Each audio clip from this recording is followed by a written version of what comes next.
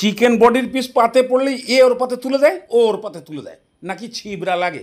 আরে এইভাবে একবার বানিয়ে দেখো তো দেখি। ছিবড়া কাবাড়া কিচ্ছু লাগবে না, তার মধ্যে গ্রেভির টেস্ট এমন, চাটতে চাটতে এই স্টিলের ডিশটারই তুমি 2 গ্রাম ওজন কমিয়ে ফেলবা। পুরো ভেটকি মাছের মতন সব কোয়া কোয়া ভাঙবে, দড়ি ফড়ি কিচ্ছু দেখতে পাবে না। বিশ্বাস না হয় একটু রিস্ক নিয়ে 500 গ্রাম মতন খালি বডির পিস এরকম কাটিং করে নিয়ে আসো। আরে তোমার তো আর অযোগ্য তালিকায় চাকরি নেই যে চাকরি চলে গেছে আর 500 মাংস আনতে পারবো না। দিয়ে দাও এর মধ্যে পরিমাণ মতো নুন, 1.5 চামচ মতো একটু মোটা গুঁড়ো করা গোলমরিচের গুঁড়ো, আর ভর্তি করে 1 চামচ মতন আদা রসুন পেস্ট, সব একদম ভালো করে জুত করে মাখিয়ে মুখিয়ে দিয়ে একদম ঢাকনা দিয়ে 20 মিনিটের জন্য সাইড।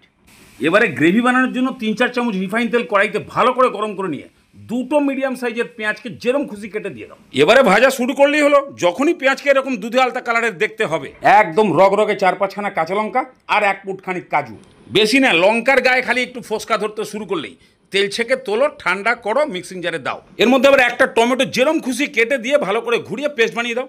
এই হলো মশলা। এবারে চিকেন বডি পিসের ছিবড়া ভাবটা কমাতে হবে, তো কড়াইতে যতটুকু তেল আছে তার মধ্যেই 30 গ্রাম মতো বাটার দিয়ে বাটারটা গলে গেলেই মাংসগুলোকে দিয়ে দাও। এই সেরেছে, মাংস ঢেলে দিয়েছি, ক্যামেরা অফ। যাই হোক, এইভাবে মাংস ভাজলে কি হয়, এটাকে বলা হয় চিকেন সিলিং। বাইরের লেয়ারটা হিট পেয়ে একটা কোড হয়ে যাবে আর ভেতরটা থাকবে জুসি আর সফট। মোটামুটি 10 মিনিট মতন এইভাবে ভাজলেই কড়াইতেই একদম 70% মতন সেদ্ধ হয়ে যাবে। এবারে সেই পেঁয়াজ কাজুর পেস্ট, এই পেস্টটাও তো ভালো মতন ভাজা আছে, খালি এর মধ্যে টমেটোটা আছে কাঁচা, সব এর মধ্যে ঢেলে দিয়ে মিক্সি ধোয়া জলও সামান্য একটু দিয়ে এবার সেই রোজকার মশলা একটু দিতেই হবে। নুন, হলুদ, কাশ্মীরি লঙ্কার গুঁড়ো, ধনে গুঁড়ো, জিরে গুঁড়ো আর সামান্য গরম মশলা। এবার এটাকে উল্টে পাল্টে কষিয়ে একদম এর মধ্যে যখন তেল তেলে ভাব একটা এসে যাবে, দেখো এবারে কত ফার্স্ট ক্লাস লাগছে।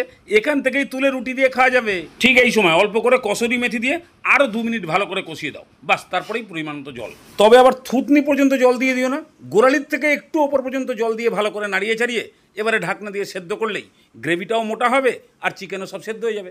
যখনই গ্রেভির উপরে এরকম তেল ছাড়া দেখা যাবে, ধনে পাতা কুচি ছড়িয়ে দিয়ে ভালো করে মিশিয়ে ঢাকনা দিয়ে নামিয়ে দাও।